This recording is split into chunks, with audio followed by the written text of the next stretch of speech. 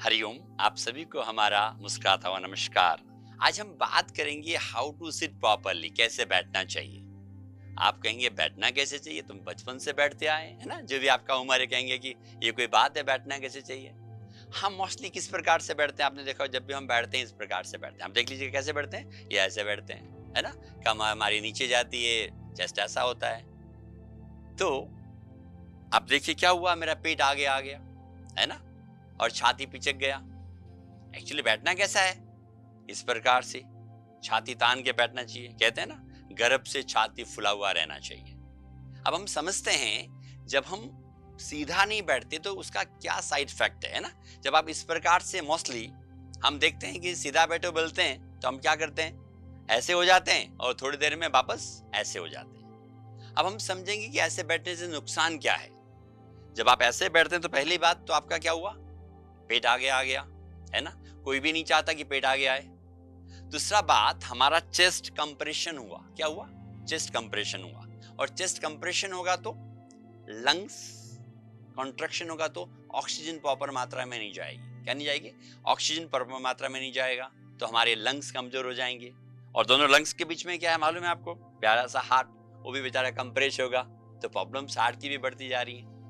अगर प्यारे मित्रों हमारा बैठने का तरीका अगर सही होगा तो पेट अंदर देता है, छाती फूल जाता है। और सबसे बड़ी बात, आप बैठे हैं, आप देखिए आपके नितंबों में समान वजन है क्या। आप बैठ के देखिए, जब आप पृथ्वी पर, जमीन पर बैठते हैं तो क्या दोनों बटक्स में समान वजन है क्या, आप देख सकते हैं।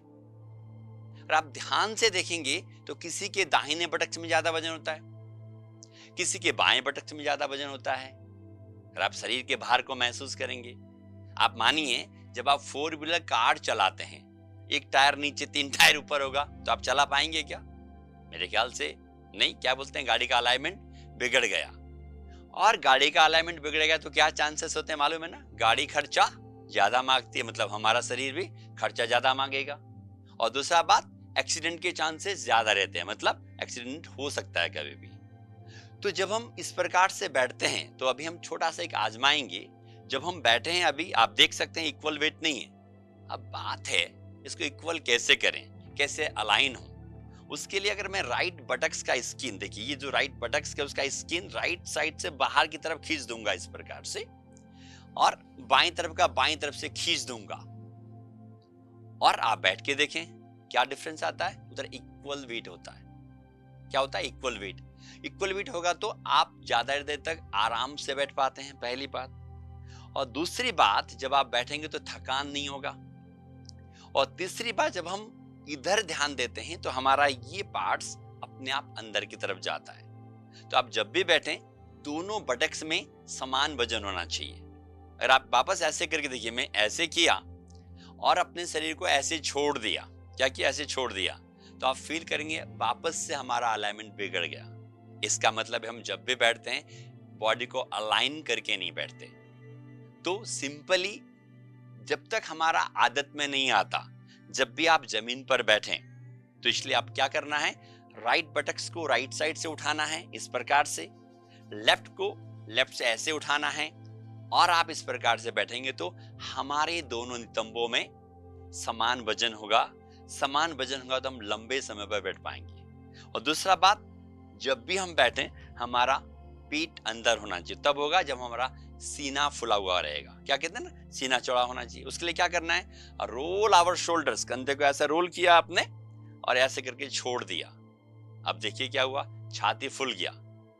लेकिन मैं आपको ये नहीं कह रहा कि ऐसे अकड़ करके बैठो, क्या है ये है अकड़। मैं अकड़ की बात नहीं कर रहा। जब आप बैठें बॉडी सीधा होना चाहिए और रिलैक्स होना चाहिए।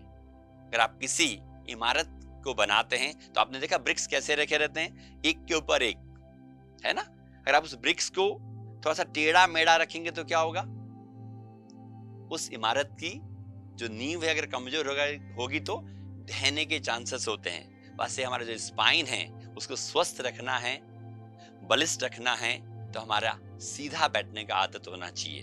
तो जब भी आप बैठें कुछ विशेष बातों का ध्यान रखिएगा। एक, दोनों बटक्स में इक्वल वेट। दूसरा बात, पेट अंदर होना चाहिए। अंदर से मतलब ऐसा नहीं करना कि आपने पिचका दिया उसको, don't do like this. Normal way पर और छाती फुला हुआ। और आपको शुरू में बताया था छाती फुला रहेगा तो लंग्स भी मजबूत रहेगा, हार्ट भी मजबूत रहेगा। तो बैठने का तरीका है, आप बैठ के देखें, इट्स अ वंडरफुल टेक्निक्स। तो आज के बाद जब भी बैठें आप इन बातों का ध्यान रखेंगे तो आप स्वस्थ रहेंगे। और एक बहुत महत्वपूर्ण बात मैं आपको बताना चाहूंगा कि हमेशा पृथ्वी से लगे रहना चाहिए। जब हमारे घुटनों में दर्द होते हैं या कमर में दर्द होता है तो डॉक्टर साहब कहते हैं नीचे मत बैठो। मेरी बात ठीक है, मैं कहता हूँ ध्यान से बैठो। अगर हम एक आम आदमी अगर पृथ्वी लोक में नहीं बैठेगा तो मैं पक्का कहता हूँ घुटने खराब हो जाएंगे। क्यों? एक दरवाजे को अगर आप 6 महीना मत खोलिए, क्या होने वाला है? 6 महीने बाद जब आप खोलने लगते कट कट आवाज आती है ना, उसका वायलिंग चाहिए। इसलिए हमको पृथ्वी पर बैठने का अभ्यास करना चाहिए और जब बैठें तो इन सब बातों का ध्यान रखना चाहिए।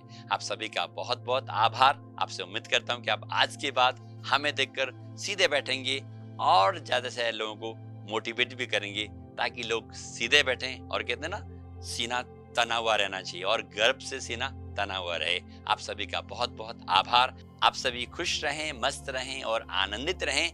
आनंद में रहने के लिए कल एक और आसन या प्राणायाम के लिए बात करेंगे, तो कल वापस मिलते हैं।